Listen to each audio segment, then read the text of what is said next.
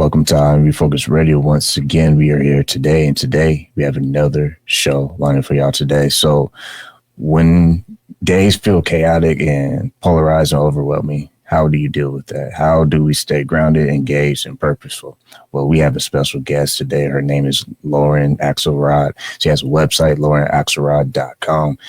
And when it comes to radical attention and acceptance, she's going to teach us all about her spiritual tools for resisting despair and building a better world. I know you have a lot on your resume. It's probably something I can spend about 5-10 minutes on, but I just want to cut to the chase. And let's talk about you, because you have a book, 10 Words, an interspiritual guide to becoming a better people in a better world. Welcome to the show. How are you doing today? That's what I want to ask first. Thanks so much for having me. Doing well. Thank you. So kind of tell us a little bit about the book, 10 Words. What prompted you to say, you know what, this is needed and I need to start writing about this? Well, I've spent my life on the spiritual path, seeking, looking at different traditions, spending a lot of time studying and practicing deeply in across traditions. So Judaism, Buddhism, Christianity, Taoism, Hinduism, all of them, right? And what I found was that if I looked at all of these traditions, they were all saying kind of the same thing in different ways, right?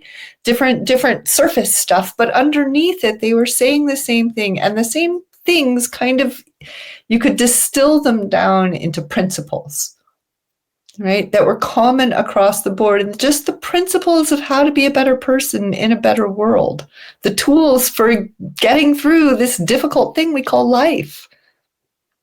And so I sat down and started writing. What are these principles? And came up with 10 words that encapsulate these principles. And they're words that we know. There's nothing fancy here. We already know these words, right? And they're not like the 10 commandments where it's like thou shalt and thou shalt not. These are principles. So they're going to show up in all kinds of different ways, but they show up across traditions. They show up in psychology, in science. You could almost kind of say that they're the universal ethics or the universal principles for how we just do this thing we call life in this crazy world that we live in. When some people think about acceptance, they might think of it as a passive resignation. How do you define it differently as a tool for engagement rather than surrender? Well, so acceptance is one of the 10 words, right? It's actually the second of the words. And the first word is attention. And you have to start there. Like, where is your attention? And especially these days when we've got so much coming at us, pulling at our attention, and we're so distracted, it's kind of hard to know where to put your attention. But every spiritual tradition has practices that train you to focus your attention. Right? So where is your attention? That is really the first step. It's not the end. A lot of modern spirituality, we talk about, mindfulness meditation as though it's the be all and the end all. Like, that's it. You just sit on your cushion and you meditate. It's all going to be good. No, it's just the first step, right? So from attention, from saying, okay, I am now paying attention to this thing, to reality, to this thing we call life, which, by the way, is your spiritual path, whether you're aware of it or not, right? I'm paying attention. Now what? Oh, now some of this stuff is kind of prickly, like I don't like it, or I want it to change. I want it to be different. That's where we get into trouble, right? Instead of going, okay, it is what it is. I don't have to like it. I don't have to agree with it. I don't have to affirm it. I don't have to support it, but I have to be able to see it clearly for what it is before I can do anything else. I have to be able to accept reality on its terms. This is reality. We're not going to escape it. That's escapism. Like, that's no, la, la, la, la, la. I'm not really, this isn't really happening. No, we have to be so present with what is happening in our lives, in our world. It's going to hurt. The more present you are, the more it does sort of tweak at you. But that's when we go, okay, how do I accept? How do I once I accept this, I stop fighting with it. And then I can actually make changes, because then I can, from a non-emotionally worked up place, I can say, okay, based on the reality of the situation, what do I need to do to change it? When you think about culture and how it thrives on distraction and outrage, of course, how can we train ourselves to practice true attention without being overwhelmed? Yeah, that's exactly it, right? This is a culture that we live in right now where it's all about outrage. And, the next news cycle is just to get you more outraged at what's happening, right? Attention. Where is your attention? You can also choose to not I'm not checking that news source right now. I'm turning off the social media, because it just gets you worked up. That's its whole point. The whole point, outrage sells, It doesn't really sell to be like, we're just going to give you peaceful, nice, happy things. No, it doesn't work. So that's why they feed the outrage industry. But we have a choice. We're given free will, for better or for worse. And we can take our free will and say, this is not benefiting me. Think about it. Who benefits from you getting worked up? Right? Not you. Not the people that you're lashing out at because you're so worked up, right? So you go, okay, what's going to benefit me here? And what's going to benefit me is refocusing my attention on the things that give me joy, that give me pleasure, not to check out, right? You can still have that in awareness, but not put all your attention there. Like I like to take time every day. I'm very involved. I'm reading the news all the time, but I'm also like, okay, enough. I'm going outside. I'm going to go for a walk. I'm going to go pay attention to the trees for a little bit and the birds. And it's spring and I can see the flowers. And it does wonders, physiologically as well as emotionally, as well as spiritually, because it reminds me, oh, right, we don't just live in this world of crazy despair. We live in a world of beauty. We live in a world of wonder. And we have to take that time to refocus our attention there, right? And accept that we have both. This is the world we live in. We do have both. It's just where we put our attention. And speaking of peace, I know a lot of people go outside to get quote unquote fresh air because they're tired of the AC and all the drama that's on the TV screen. So I totally agree on that point. When you think about that, word that comes to mind is peace. And that's something you kind of talk about as well. Peace isn't the end goal, but actually the starting point of our action. For our audience, kind of explain how that involves in maybe change making from where they are in the present tense to where they actually go. Well, as I said, if we're operating out of outrage, if we're operating out of anger and hate and fear, there's no way that what we create from that, the change that we make, will bring peace. It just can't. The only way that we are going to bring peace to our external world is by bringing peace to our internal world, right? And again, that doesn't mean that you're always going to be like, I'm just blissed out, peaceful, bliss bunny. No, life's not easy. We have our times. Believe me, I have plenty of them where I'm just like, argh! And then it's like, no, you can't do anything from that place. All you can do is, go punch a pillow. Like that's not going to, sometimes you need to do that, but that's not where you're going to make change from. You're only going to make change in yourself and in the world outside when you go, okay, I accept the way it is. The serenity prayer from, AA, that, God grant me the ability to, change the things I can and let go of the things I can't, and the wisdom to know the difference, right? That's where you get peace. Serenity is like, can't do anything about that. I'm going to focus my attention on the things I can do something about. And it's right in front of you, usually. We don't have to change the world. We can't, but we can change the little space around us and the people that we come into contact with, and we can change ourselves, how we react. Because if we're reacting, if we've got a, hair trigger and we're like, rah, the minute somebody says something, we're not contributing to a peaceful world. We need to step back, Okay, calm, take a breath, come back down to ground, go outside, get some fresh air.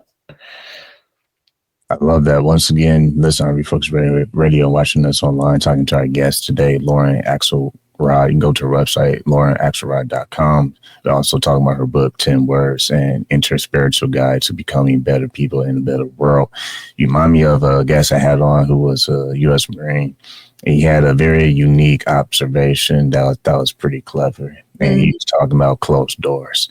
And he said what he had to realize was, just because you have the closed door in your face doesn't mean you have to just sit there or stand there and be like, woe is me. Like, why did this door close? Sometimes you just got to look down the hallway and say, oh, there's some other options. There's some other opportunities. Maybe I should not zoom in so close to this closed door. And maybe like what you just said moments ago about taking a step back, to see clarity, sometimes we have to zoom out a little bit more. Absolutely. Absolutely. And especially, when things are hard. That's why we kind of have to practice when things aren't so hard. It's really hard to learn how to surf in a tsunami, So we practice. Okay, well, I can take a minute every day to just step back and see more clearly, zoom out, as you say, It's not all bad. You might be having a bad moment, but it's not all bad, and we have to remember that. When you think about people who sometimes they criticize or they argue about spiritual approaches or being too soft in comparison to the severity of today's world's crisis, how would you respond to that thought process? Well, I think we have to make a distinction between kind of modern New Age spirituality and the spirituality that comes out of the traditions that we've had for thousands of years that actually work. Like they actually work. And I understand a lot of people are like, I don't want to be boxed into a religion, but the pathways and the tools that we were given, that we've been given, actually work.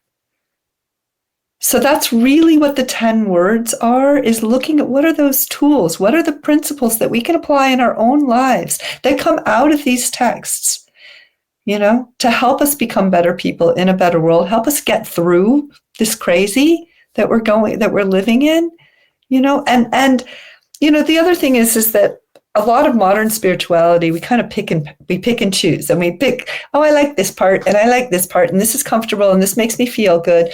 Spirituality doesn't always make you feel good. You got to go through some of the hard stuff to get to that really, wonderful place. It's there, but you kind of you got to be pushed. You got to stretch a little bit. And so that's where I would say that some of the criticism of modern spirituality being too soft is because it is. It actually is. Like, it's if all I need to go is I'm going to go take my bubble bath and, sing to my crystals, and that feels great, nothing wrong with that. But that's not really what a spiritual path is. If you look at the spiritual paths that we've been given across the board, they take a little bit of effort. They're going to push you. It's not easy. If one of the words, for example, is benevolence, right, which is a word across the board, how often do we have to remind ourselves to be nice? Every day. Yeah, exactly. And so it's not always easy. These are simple words, but that doesn't mean that they're easy. They're a lifelong practice because these are the ancient words, these are the ancient principles. And speaking of practice, one would think of patience when they think about your work history. You also worked as a hospice chaplain. Mm-hmm. So I want to kind of draw from the earlier comment where you talked about wisdom. I think that word is good because wisdom to know the difference. I think that's a good illustration between the two, because in order to have that kumbaya, peace, happy, joyful moments, you have to go through some challenging situations that may not be the most fun and most convenient part of your day. Mm-hmm. So what have you learned from the experience of being a hospice chaplain, did that teach you some things that you appreciate now? Oh, so much, so much. The end of our lives is not easy. It's not easy. And I have been blessed to learn from my patients and how they approach, the end. And what I have learned is that the more you fight it, the harder it is. And this is where acceptance comes in, is accepting. It's so hard for us to accept the loss of our capacities, right? Not being able to walk or not being able to get up and go outside and drive around and lead these lives that we've been living up to this point, or that our bodies hurt, or that we just feel sick or we're exhausted. It's really hard. And what I found is the people who are the most peaceful about this are the people who've accepted, this is what I signed up for. I didn't read the small print, or I, kind of ignored that. But when they come to that acceptance, I had one patient, she passed away recently. She was 105.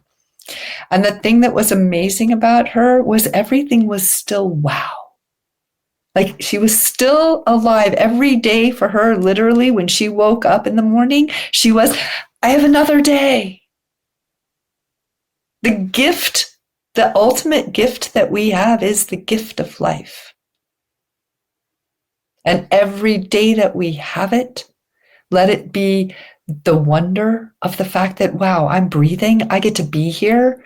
Look at all this amazing stuff. Okay, some of it's hard, but wow, there are hot dogs and petunias. Like, whatever it is, to find that place of wow and wonder, because this is short. This ride is short. One thing I want to say, because I'm a visual person, is when people speak, I shared this a few times a few years ago, and that is, for some reason, I literally see it like a movie. Like, when someone is telling a story, they're saying something. I'm sure most people, well, I can't say most, but I would say some people have that same effect where someone starts speaking, telling a story, you start seeing movie scenes and panning of cameras and all this stuff.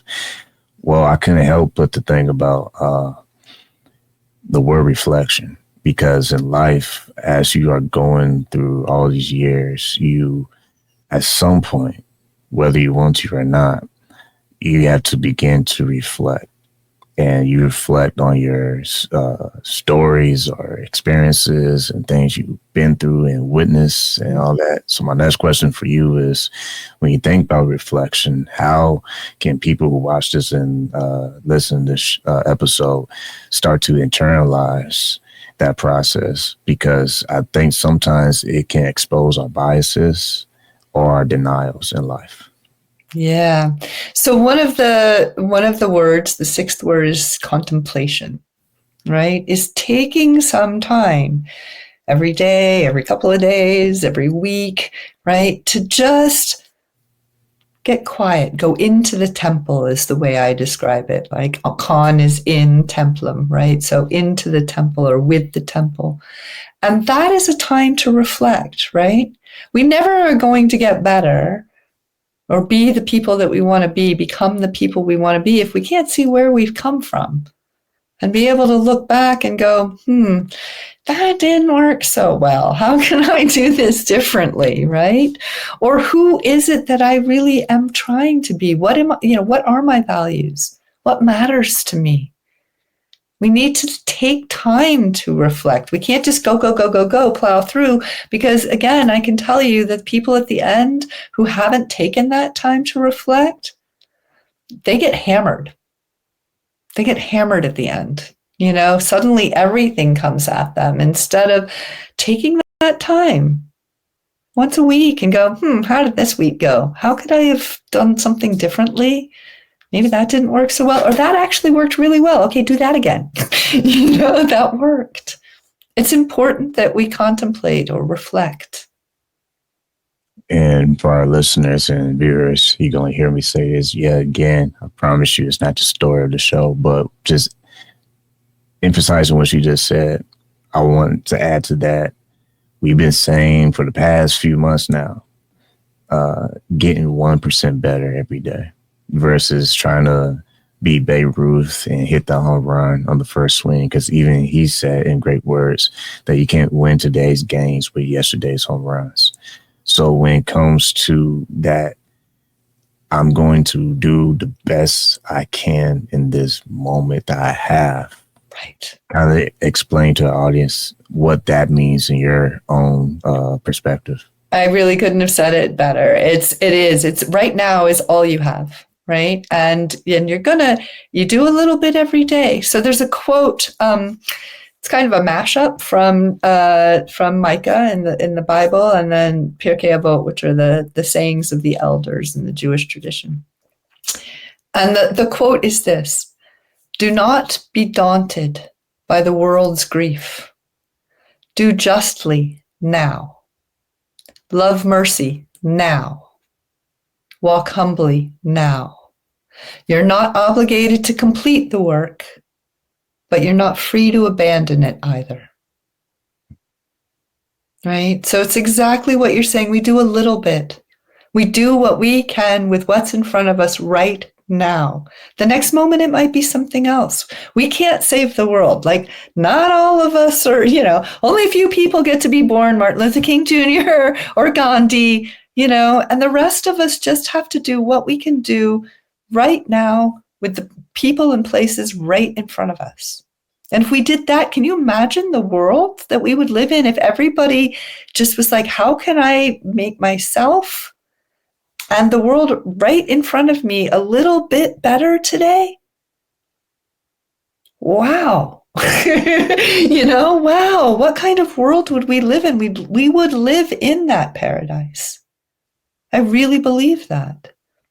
It's not easy to do, but we need to try, right? We're not free to abandon the work. And to your point, like you said about people like Martin Luther King, and to add to that, I would say that there's only one you. Mm-hmm. There's only one Lauryn Axelrod. There's only one person that's viewing this or listening to this show. Like, sometimes we put people so high on the trophy shelf, if you will, of collections of the greatest of the greats. Mm-hmm. And it's like, well, I'm not saying put yourself on that shelf, but at the same time, why not? Or it's that was their particular job in the world. You came in with your own. You do you, baby. That's right. You do you, baby, and let everybody else do them. And that's what I'm getting at, because what I'm saying is we stunt our own growth when we say that all the great things have already been done. If that was the case, then there will never be another CEO. There will never be another new president. Everything is seasonal. Everything changes within time. Mm-hmm. Time is consistent. It's humans that are not consistent with time. Okay. Yes. We all have flaws and trip and have fumbles and blurps and whatever you want to call it. But my point in that thought is that when you take the appreciation of the moment, then it's up to you to deliver. No one's going to swing the bat for you. No one's going to save you. No one's going to tell you, hey, how are your dreams going today? I don't think they asked Martin Luther King that. I don't think they said, hey, how's that speech you're working on? How's that march you're doing? He had to make those tough decisions. And I feel when people start to make those tough decisions, that's when they start to have real change, not just in their communities, not just in their lives, but for history to study.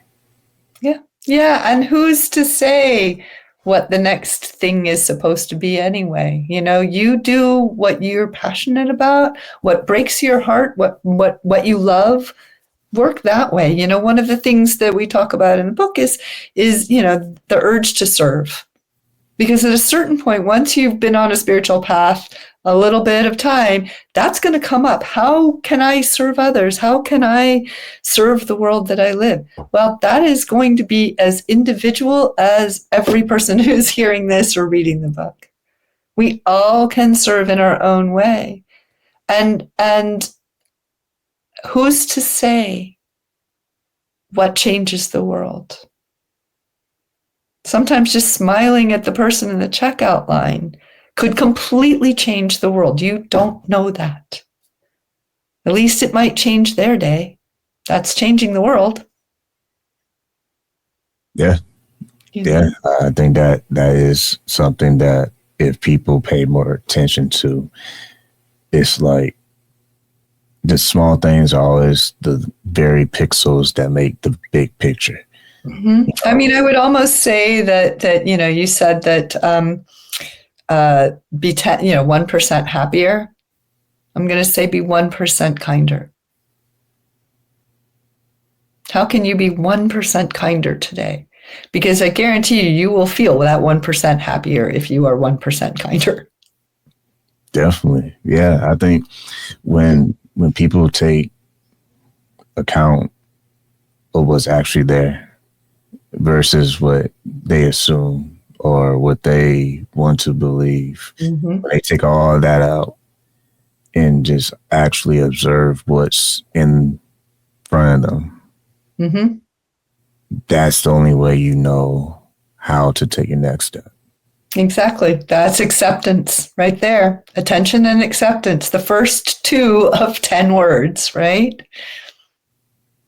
Well, once again, you've been listening to Refocused Radio and watching us online, talking to our guest today, Lauryn Axelrod. When people go get your book, 10 Words, and enter a spiritual guide to becoming a better people in a better world, what do you hope that they will pay forward?